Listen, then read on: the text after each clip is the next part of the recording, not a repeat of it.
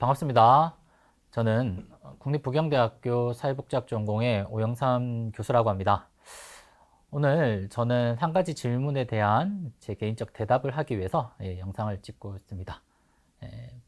제목에서 있는 것처럼 로봇펫이 과연 살아있는 반려동물을 대체할 수 있을까라는 질문인데요. 여러분들은 어떻게 생각하시는지 저와 함께 한번 이야기를 해보면 어떨까 합니다. 먼저 질문에 대한 대답을 하기 전에 저는 이제 사회복지 전공을 교수고 과연 사회복지 영역에서 왜 동물, 특히 반려동물이 중요한가에 대한 얘기를 간단히 하자면 사회복지는 기본적으로 취약계층이나 여러 가지 형편, 정신적, 육체적으로 힘드신 분들을 대하는 학문이죠. 특히 노인 돌봄, 아동, 특히 발달 문제가 있는 아동들 혹은 우울이나 여러 가지 불안을 겪고 있는 정신건강의 문제를 겪고 있는 사람들한테 동물 치료라든지 동물 관련된 프로그램들은 여러 가지 연구에서 이미 강력한 효과가 있다고 나온 굉장히 중요한 개입 기제이기도 합니다. 쉽게 생각해서 우리가 동물과 함께 있으면 되게 기분이 좋잖아요. 다른 복지 영역에서 다른 취약계층도 아마 마찬가지겠죠. 그러면 우리가 이렇게 우리한테 큰 기쁨을 주는 동물은 언제부터 우리와 함께 했을까 하는 연구를 보면 대략 한 15,000년 전에 이제 농업 혁명과 더불어서 이렇게 가축 혁명이라 부르는 것이 시작되었는데 이때부터 시작됐다고 해요. 가장 우리에게 최초로 가축화된 동물은 개입니다. 개를 생각해 보면 사냥에서 함께 인간과 함께 사냥에 성공하고 동물을 쫓고 하는 용도로서 아마도 개를 가축화 시켰겠죠.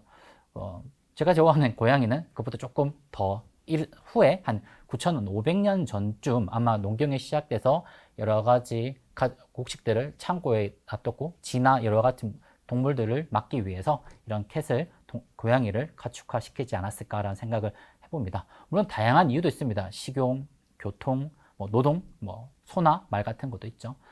근데 가장 현대 와서 가장 중요하게 되는 지점은 바로 이 반려, 정신을 교감하고 함께 생활하는 이 측면에서 동물을 가장 많이 이용하고 있지 않는가라고 사람들은 생각하고 있고요. 현황을 좀 더 한번 살펴볼게요. 한 2012년에는 한 17% 정도였는데 2022년쯤 가니까 한 25%로 전체 인구에서 반려동물을 키우는 가구가 증가하였습니다. 반려동물을 키우는 인구에서 봤을 때 한 75% 정도는 반려견을, 한 27% 정도는 복숭답을 기준으로 27% 정도는 반려묘를 키운다고 나와 있고요.